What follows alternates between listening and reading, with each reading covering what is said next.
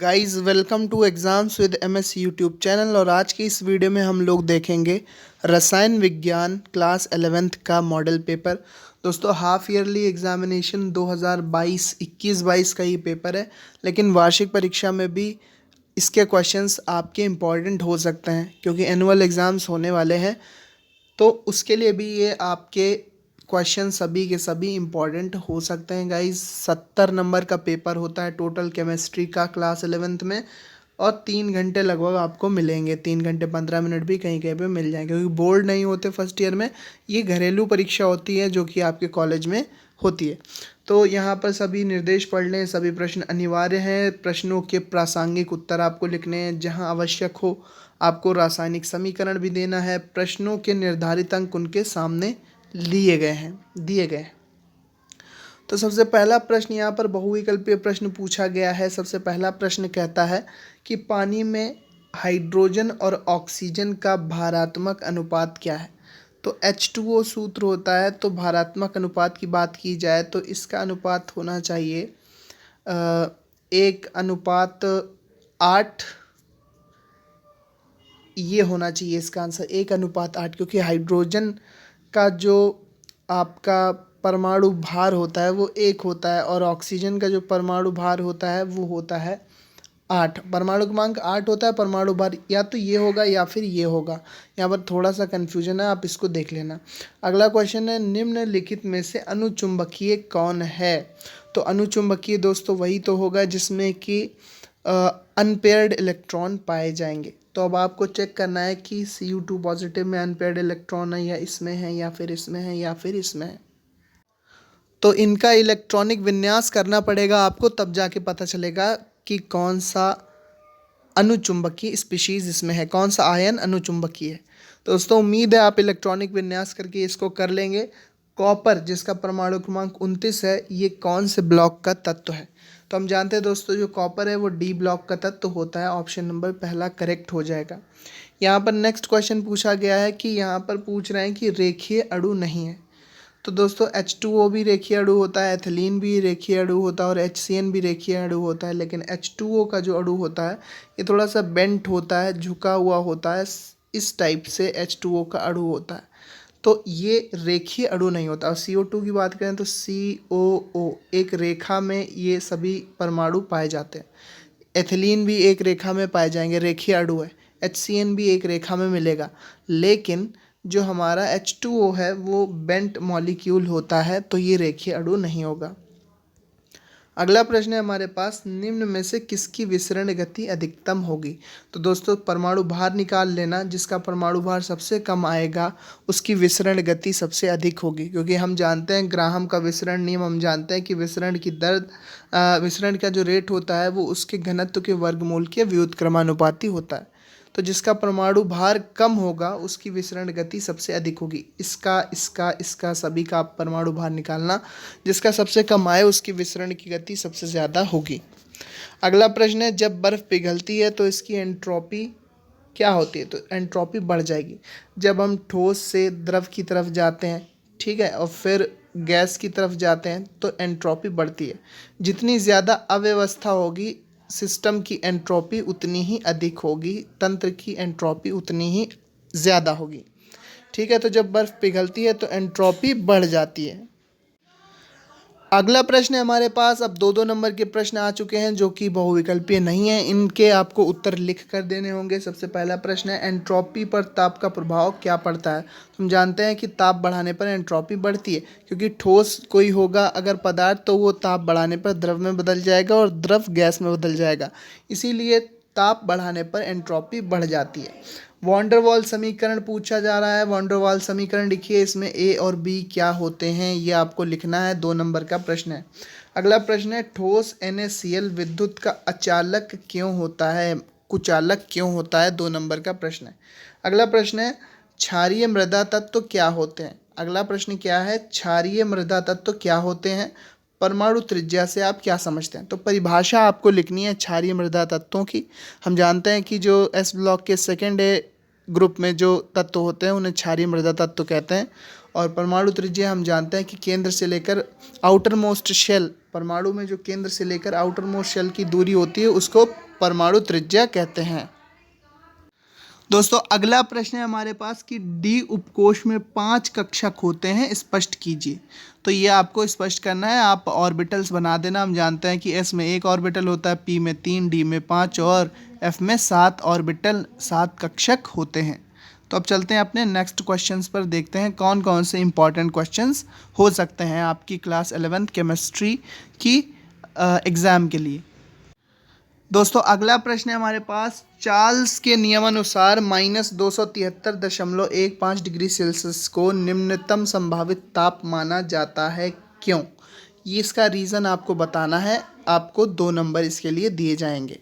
ठीक है दोस्तों, अब अगला प्रश्न है कि निम्न के इलेक्ट्रॉन बिंदु सूत्र लिखिए। तो दोस्तों हम जानते हैं कि लुईस बिंदु सूत्र किस तरह से लिखे जाते हैं। अमोनियम आयन का कार्बन मोनोऑक्साइड और यहाँ पर नाइट्राइट आयन का आपको लुईस बिंदु सूत्र देना है। अगला प्रश्न है कि निम्न के रेखांकित तत्व की ऑक्सीकरण संख्या आपको निकालनी है। KMnO4 में Mn की ऑक्सीकरण संख्या, H2SO4 में S की ऑक्सीकरण संख्या और इस जटिल आयन में आपको आयरन की ऑक्सीकरण संख्या निकाल कर दिखानी है। आपको टोटल 3 अंक दिए जाएंगे, प्रत्येक की ऑक्सीकरण संख्या निकालने के लिए आपको 1 नंबर मिलेगा। अगला प्रश्न है हमारे पास, 10⁻⁴ मोलर H2SO4 विलयन के pH की गणना कीजिए। 10⁻⁴ मोलर H2SO4 विलयन के pH मान आप निकालना है आपको, 3 नंबर का ये न्यूमेरिकल है। अगला प्रश्न है दोस्तों, अगला प्रश्न क्या कहता है? अगला प्रश्न कहता है सम आयन प्रभाव को उदाहरण सहित समझाइए। सम आयन प्रभाव, कॉमन आयन इफेक्ट क्या होता है, इसको आपको समझाना है। ये साम्यावस्था वाले चैप्टर में आपको मिल जाएगा, 3 नंबर का ये प्रश्न है। अगला प्रश्न है दोस्तों, एक गैस सिलेंडर में 760 दाब पर 50% O2, 30% N2 तथा शेष CO2 भरी है। प्रत्येक गैस के आंशिक दाब की गणना करना है। आंशिक दाब आपको निकाल कर दिखाना है। ये पूरा न्यूमेरिकल 4 नंबर का है दोस्तों। अगला प्रश्न है हमारे पास, आपको शॉर्ट नोट लिखना है, टिप्पणी लिखनी है। किस पर टिप्पणी लिखनी है दोस्तों? यहाँ पर ऊष्मागतिकी के द्वितीय नियम पर आपको टिप्पणी लिखनी है, 2 नंबर आपको मिलेंगे इसके लिए। और हेस का स्थिर ऊष्मा योग का नियम, हेस का स्थिर ऊष्मा योग का नियम जो होता है ऊष्मागतिकी चैप्टर में, उसके लिए भी आपको 2 नंबर दिए जाएंगे। तो ऊष्मागतिकी का द्वितीय नियम और हेस का स्थिर ऊष्मा योग नियम, इसके लिए भी आपको 2 नंबर मिलेंगे। अगला प्रश्न है, आपको व्याख्या करनी है, एंट्रोपी पर ताप का प्रभाव क्या होता है, इसकी व्याख्या करो। ठीक है, नाइट्रोजन का प्रथम आयनन विभव ऑक्सीजन से ऊंचा होता है, क्यों होता है ये आपको समझाना है।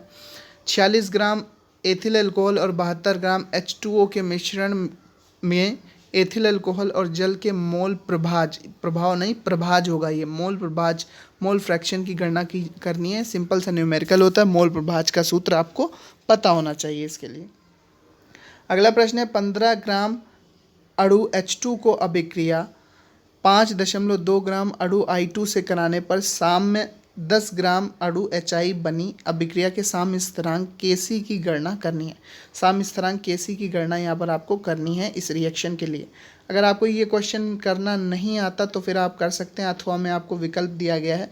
25 डिग्री सेल्सियस पर AgCl का विलेयता गुणनफल 1.56 × 10⁻⁻10 है। इस ताप पर AgCl की विलेयता ग्राम प्रति लीटर में ज्ञात कीजिए। बात कीजिए नहीं, यहाँ पर ज्ञात कीजिए होगा। Ag का यहाँ पर दिया हुआ है परमाणु भार और Cl का भी दिया हुआ है, तो AgCl का परमाणु भार इस तरह से निकालेंगे। अगला प्रश्न है दोस्तों, अगला प्रश्न क्या कहता है कि भारी जल D2O, हम जानते हैं ना D2O, सिंपल जल क्या होता है H2O, भारी जल होता है D2O। तो D2O भारी जल का रासायनिक सूत्र और अणुभार लिखिए। भारी जल बनाने की एक विधि लिखिए और इसके मुख्य उपयोग दीजिए। तो दोस्तों भारी जल का मुख्य उपयोग न्यूक्लियर रिएक्टर में न्यूट्रॉन मंदक के रूप में किया जाता है। ठीक है, अगर आप ये क्वेश्चन नहीं करना चाहते, 5 नंबर का है भारी जल वाला, तो आप कर सकते हैं आवर्त सारणी में क्षार धातु तत्वों की स्थिति की विवेचना इनके इलेक्ट्रॉनिक विन्यास के आधार पर करिए। क्या है प्रश्न, फिर से देखते हैं एक बार। प्रश्न कह रहा है कि आवर्त सारणी में क्षार क्षार धातुएं क्या होती हैं? एस ब्लॉक के जो फर्स्ट ए ग्रुप में जो तत्व हैं उनको क्षार धातुएं कहते हैं। Hydrogen, lithium, sodium, potassium, rubidium, caesium, francium, उनकी बात हो रही है।